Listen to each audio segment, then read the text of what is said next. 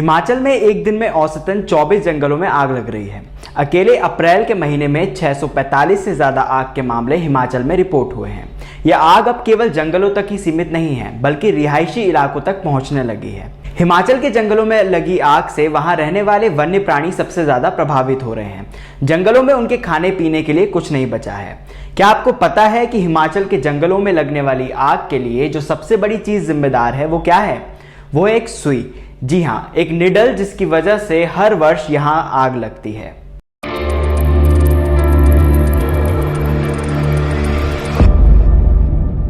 हिमाचल का 1,25,000 hectare area chill pine forest से covered है।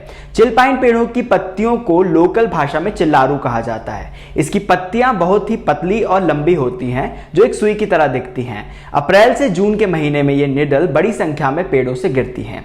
जमीन पर इन निडल शेप पत्तियों का ढेर लग जाता है। ये निडल एसिडिक होती हैं और काफी ज्वलनशील मानी जाती हैं। इनकी वजह से जंगलों में कोई और वनस्पति भी नहीं पनप पाती। साथ ही इसकी वजह से ग्राउंड वाटर भी रिचार्ज नहीं हो पाता। जब मई और जून में भीषण गर्मी पड़ती है तो ये हाईली इन्फ्लेमेबल पाइन नीडल्स धधक उठती हैं और जंगलों को आग के हवाले कर देती हैं। एक्सपर्ट्स कहते हैं कि निचले इलाकों में लगे पाइन फॉरेस्ट को ब्रॉड लीफ ट्री से रिप्लेस करना होगा, लेकिन ये काम आसान नहीं है क्योंकि ये पेड़ हिमाचल के बहुत बड़े इलाके में फैले हुए हैं।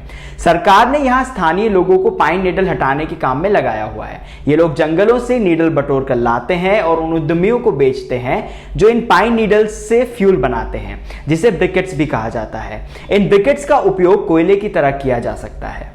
हालांकि जंगलों के निचले इलाकों से पाइन नीडल्स हटाने का काम तो आसान है, लेकिन जंगलों के ऊपरी हिस्से जहां इंसानी पहुंच नहीं है, वहां से इन्हें हटाया जाना आसान नहीं है। नीडल शेप लीफ वाले पाइन को ब्रॉड लीफ पाइन से बदलना भी काफी लंबा काम है। हालांकि निचले इलाकों में इन्हें लगाने से रिहायशी इलाकों को आग से बचाया जा सकता है और इंसानी गलती से लगने वाली आग की घटनाओं को कम किया जा सकता है। अब समझते हैं कि जंगल की आग से हमें क्या नुकसान है। जंगलों में लगने वाली आग से कई टन कार्बन निकलता है, जो ग्लोबल वार्मिंग के खतरे को बढ़ा देता है।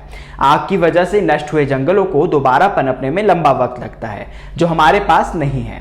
जंगलों के बिना हम पृथ्वी पर जीवन की कल्पना नहीं कर सकते। जंगल नहीं होंगे तो तापमान और ज्यादा बढ़ेगा, वर्षा कम होगी और सूखा पड़ेगा।